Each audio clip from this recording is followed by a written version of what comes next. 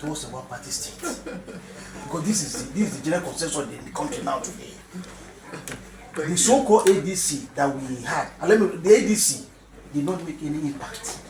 Enough for Nigerians, are we going to one-party state? Well, thank you for that question. I think I've answered this, had the opportunity in the past to answer this question, and I will answer it again. Like you said, I believe that we are congratulating our party, APC, for the overwhelming success in the last by-elections across the nation. Let me speak in particular those states that we will represent. And before saying so, may I respectfully introduce my brother.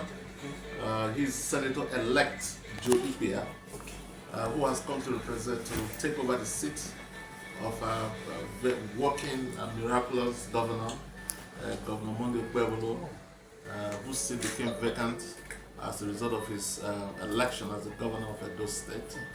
So he's taken over his seat. So I'm here to, first of all, congratulate him for his victory. So coming back to your question, I'll tell you this. I was in Eastern Central as well to also campaign with him.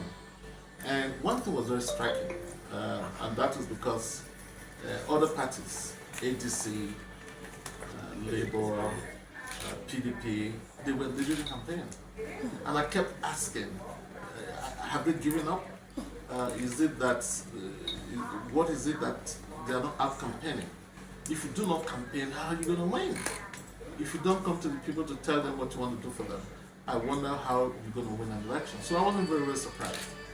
In the Ovia constituency in Edo South, which is under my constituency, we went around everywhere, where Honorable Mosode Benedict also won, overwhelmingly. It was the same story. These other parties did not show up at all. And so winning for them would have been something close or next to miracle. And so I'm not surprised. Directly to your question, whether or not we are drifting to one-party system, I don't think we are drifting to that. I think when the government is doing well, is doing good, people will naturally drift towards it. And so many of us have drifted towards it because we've seen what the governor in our state is doing. We'll see what the president is doing across the nation.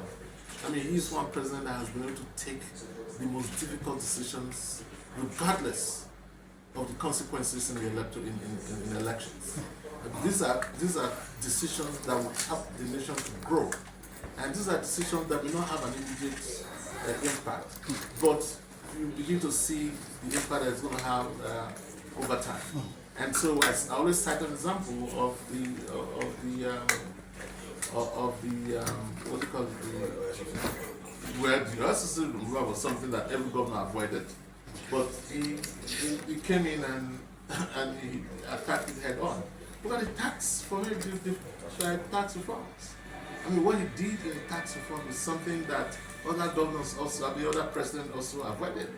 But these are tough decisions, but we know the impact it's going to have on the long run on the nation. And so, drifting towards one party system, no, I don't think so. On the contrary, we will have opposition, but whether or not the opposition has something to campaign with is the question. And looking at ADCs, I've always said that this,